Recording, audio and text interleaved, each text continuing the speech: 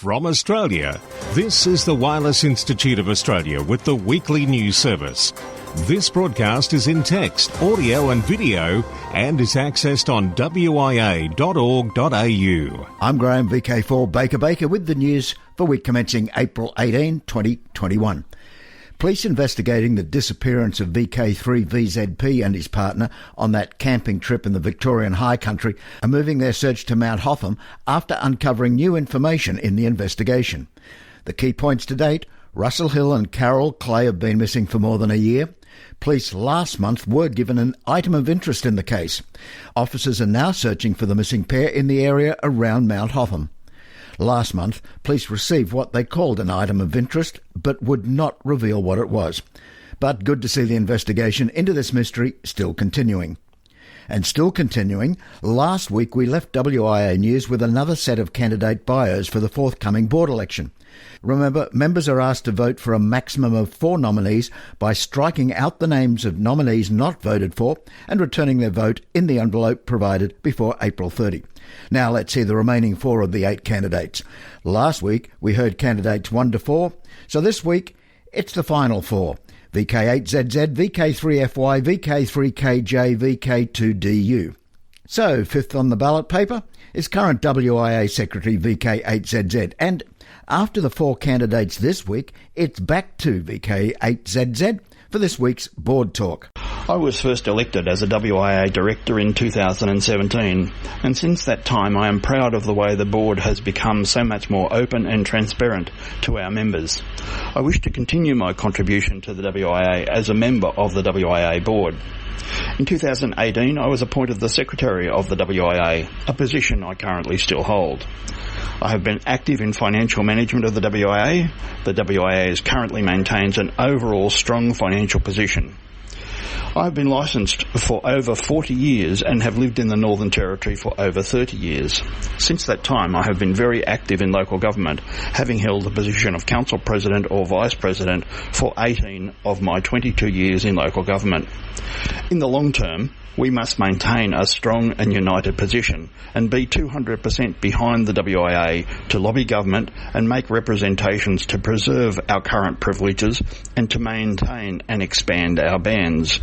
This is Peter Cleve, VK8ZZ. Number 6 on the ballot paper, VK3FY. Hi, I am Chris Dimitrievich, VK3FY, and I am seeking your support in the forthcoming WIA board election. I've been a licensed amateur radio operator since 1979. Married with 3 children, 2 are currently licensed amateur radio operators. I've been active in various amateur radio clubs, including a long-time WIA member. Also a WIA accredited assessor, 3-005, for 16 years, and currently an AMC assessor and vigilator.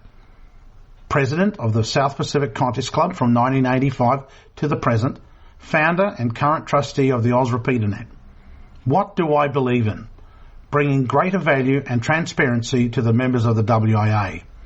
Greater participation of the entire amateur base. Having closer partnerships with the WIA members, clubs, the ACMA and the AMC. We need to increase the membership base of the WIA. Introducing the hobby to younger generation and to the community at large. Involving the younger generation in competitions within the hobby. This is how I introduced my sons to the hobby through the John Moyle Memorial Field Day. Amateur radio needs to be fun, not just to the current long-term hams, but also to those who will become the future of the hobby, the as-yet-to-become hams.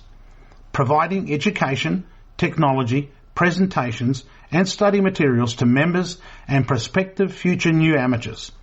I look forward to serving the amateur radio community if given the opportunity. 73's Chris, VK3 Fox Yankee. 7th candidate is current WIA member, VK3KJ.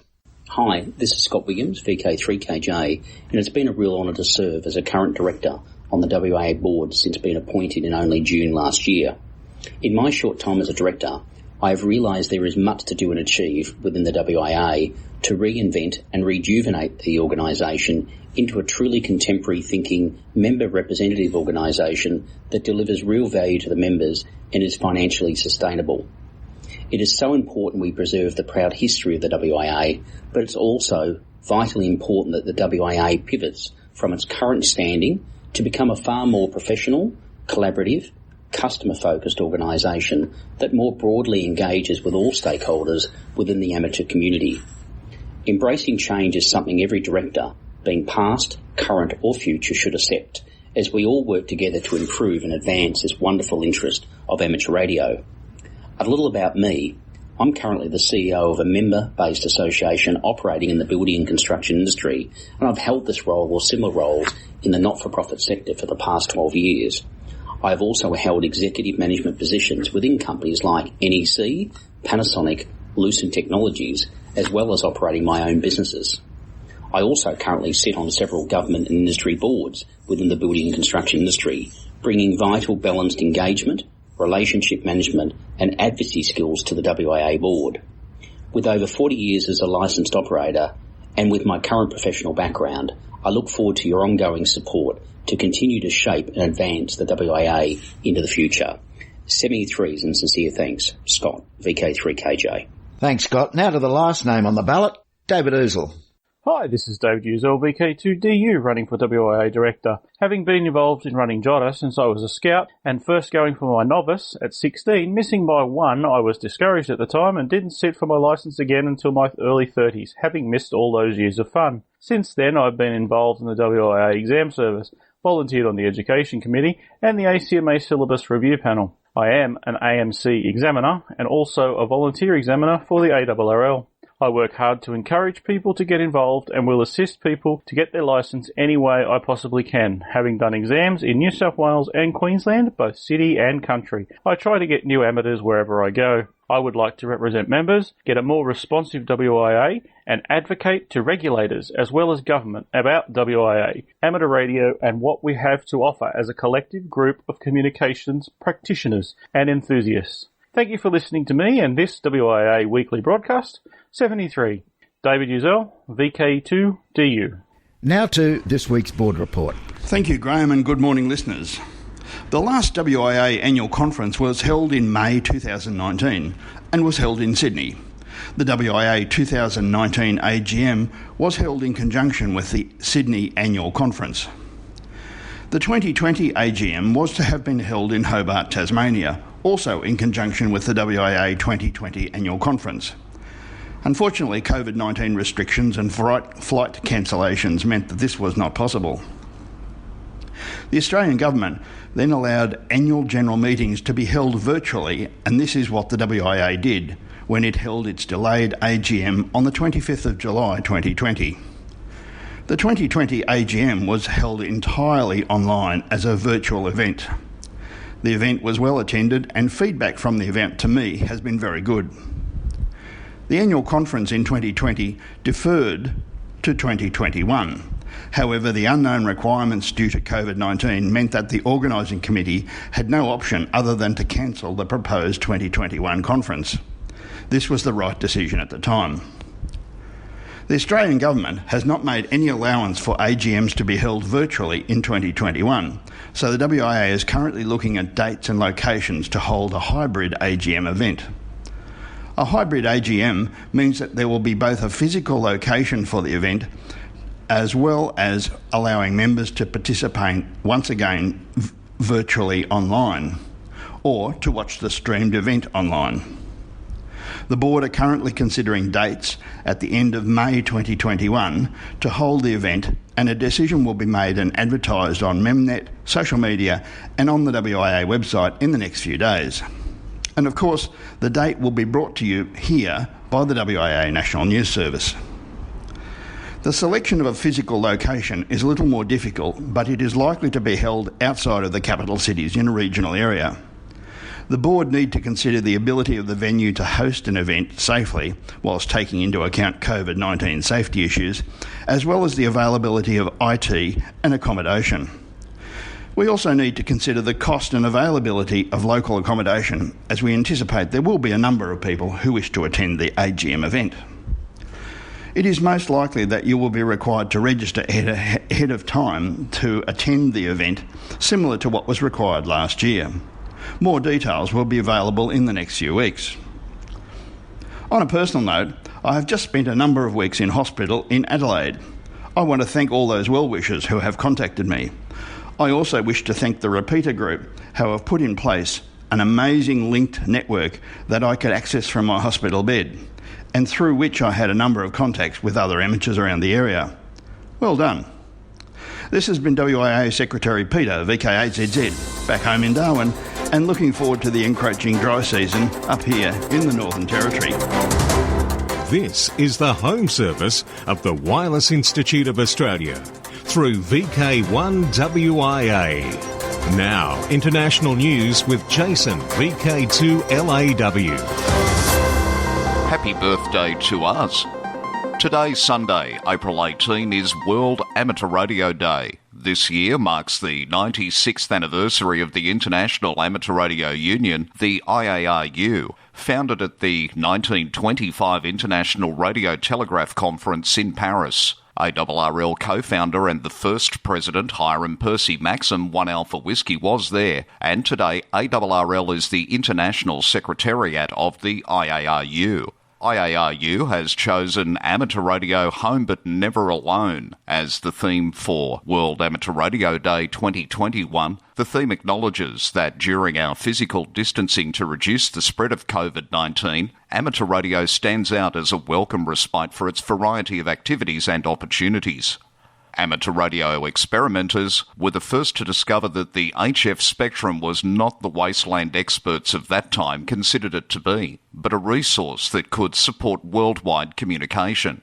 In the rush to use the shorter wavelengths, amateur radio was in grave danger of being pushed aside, IARU history has noted, prompting the founding of the IARU.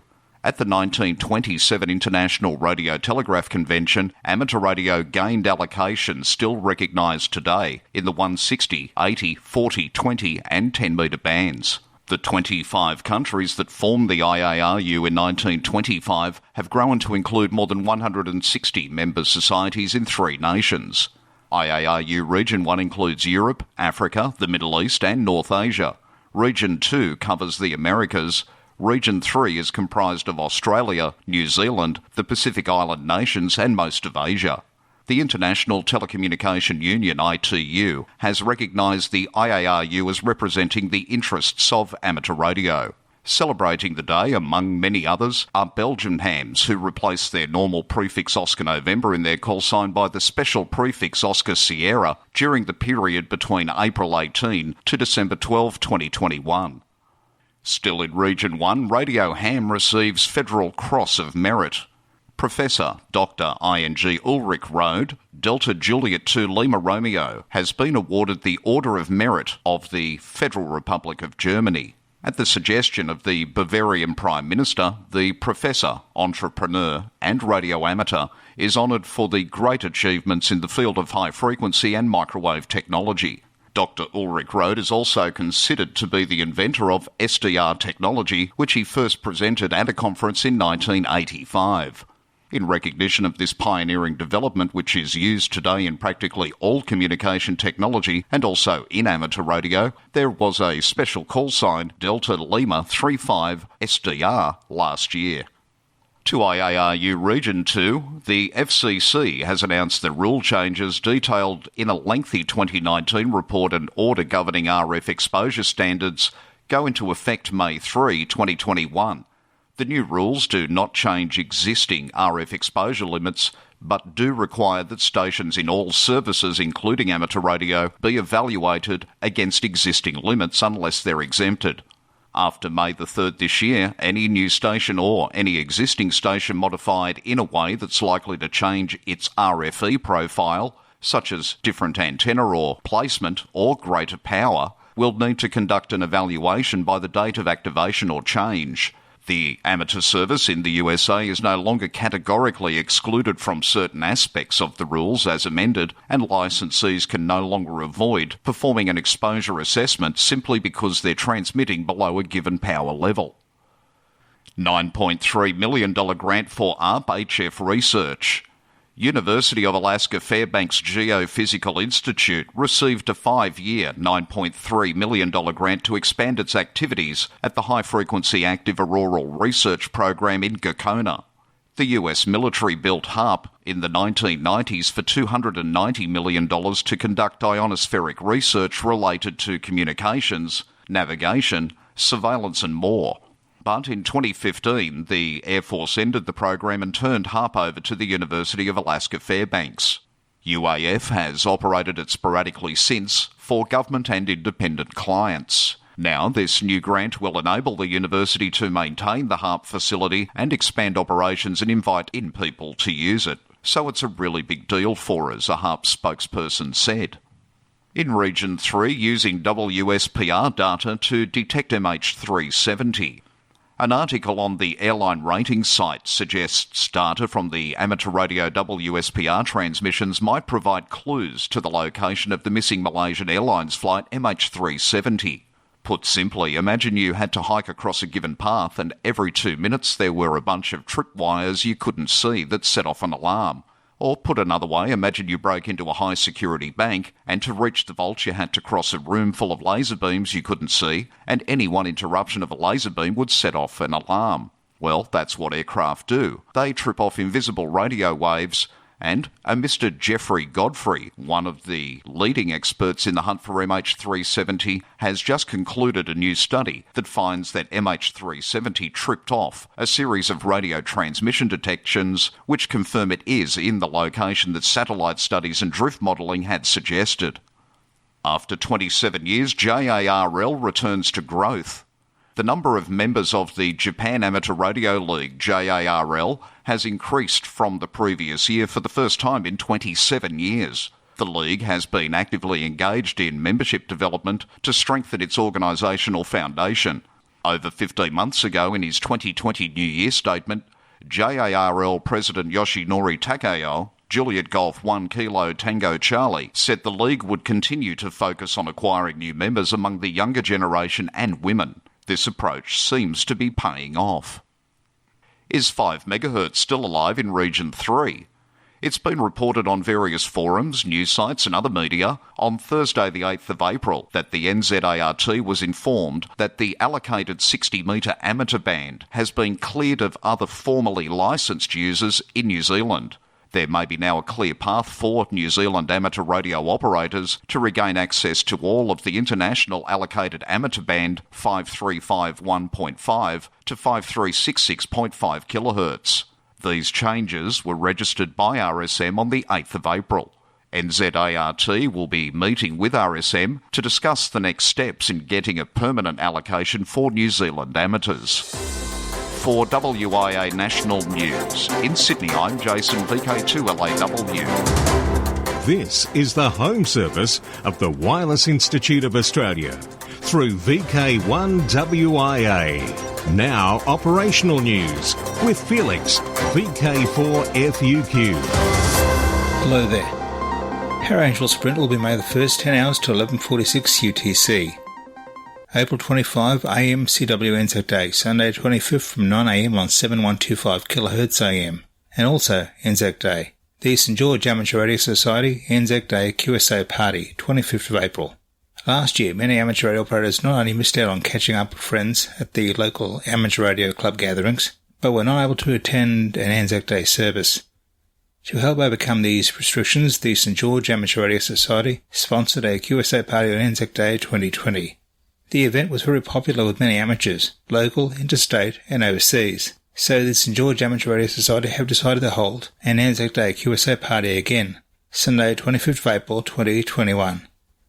The intention of the QSA Party is for amateur radio operators to keep in contact on the air with fellow operators and to recognise the service of many amateur radio operators from both sides of the Tasman Sea in defending our freedom. The Anzac Day QSA Party commences at 3 p.m. local Sydney time and concludes at 9 p.m. Bands and modes of communication are 40 metres and 80 metres, SSB, VK2RLE and VK2RDX 2-metre BHF-FM repeaters, and the VK-DMR network. The QSA Party is open to all amateur radio operators with a participation certificate available, which recognises all of the aims of this event. Amateurs are reminded that all VK amateurs can use the AX prefix on Anzac Day. Complete operating and participation details can be found at www.sgars.org. Now in operational news, it's news of Pride and of the Commonwealth contest and its results. Australia wins Commonwealth contest team section again. Great news! Australia Team 1 has taken out the Radio Society of Great Britain's Commonwealth Contest Team competition for the 5th time in a row with 38,114 points. Our Team 2 finished 3rd overall with 24,996 points. Only the Canadian number 1 team, finishing 2nd with 36,270 points, prevented us from taking out the top 2 places. To make matters even sweeter, Brian, VK1WIA, captain of Australia Team 2, took out the Commonwealth Contest Junior Rose Bowl for winning the restricted unassisted section of the contest. Last year, Brian came 2nd in this category, which was a great achievement in itself. Other highlights included our highest point scorer, Kevin VK6LW, finishing 5th in the open unassisted category, and Barry VK2BJ, our second highest point scorer, finishing 2nd in the open assisted category. To put Kevin and Barry's results into context, if the latitude factor that applied in the team contest had been applied to their individual scores, they would have finished respectively 1st and 3rd overall in the Commonwealth Contest 2021. These amazing results could not have been achieved without the support of our WIA estate headquarters stations. A huge thanks to all the operators and to Alan VK2GR, who coordinated and led the HQ stations as well as leading our overall effort. I hope to see you in the Commonwealth Contest 2022. 73s from Steve Ireland, VK6VZ, Australia Team 1 Captain. Pride Radio Group is back on the air this week with WIA 2021 Pride for Midsummer Festival. As an eminent queer art and performance festival, Melbourne's Midsummer Festival is one of the major Pride events in Australia. PRG will activate WIA 2021 Pride on HFFT8 and SSB during the Midsummer Festival period, April 19 to May 5. Please QSL to receive a limited edition QSL card direct on Club Log OQRS or via VK4XSS. For details, see the website prideradio.group or look up WIA 2021 Pride on qrset.com. Pride Radio Group is an international group that aims to further acceptance and inclusion for underrepresented groups in amateur radio. For Pride Radio Group VK3PRG, this has been Luke, VK3UKW. Thanks, guys. Now, finally a peek through the DX window. Belgian Special Prefix. The Belgian Institute for Postal Services and Communications has announced that Belgian radio amateurs and the Belgian radio clubs may replace the normal ON in their call sign by the special prefix OS until December 12, 2021. This to celebrate the 120th anniversary of the first transatlantic radio transmission on December 12, when Guglielmo Marconi first succeeded in bridging the Atlantic Ocean with radio signals. For VK1WIA National News, I'm Felix, VK4FUQ Endingham. Now, special interest group news with Cole, VK3GTV. Hello, and first up, we take a look at amateur radio direction finding. The website Inverse has an interesting article on amateur radio direction finding. Radio direction finding has existed for nearly as long as radio itself, the late 19th century. Now, radio direction finding has become a sport that combines the geeky charm of ham radio, the outdoor skills of orienteering, and the endurance of cross-country. Bob Frey is an ARDF athlete who's competed since 1999 and has attended 4 World Championships. Bob said, "It's a mental game of hide-and-seek. There's so many parts to it. You're thinking, where am I? Which direction is the transmitter? Hopefully I don't get lost." Even the best competitors will admit they do get lost on occasion. But there's something about the sport that keeps competitors coming back year after year. It's the rush of racing mixed with the pride that comes from knowing you can trust your brain under pressure. Worldwide Special Interest Group's final frontier. SpaceX launched 60 more of the company's Starlink internet communications satellites into orbit from Florida on April 7th. A Falcon 9 rocket carrying the spacecraft lifted off as planned, and SpaceX recovered the first-stage booster for the rocket by landing it on a barge in the Atlantic Ocean. The satellites deployed to their intended orbit a little more than an hour after launch. In other space news, a rather fascinating disassembly and analysis of the digital clock from a Soyuz spacecraft can be found at a link in our text edition, best read at WIA.org.au. The mid-1980s vintage clock was judged to be 8 to 10 years behind US space technology of the time, with more than 100 integrated circuits on 10 circuit boards. Worldwide Special Interest Group's Rescue Radio.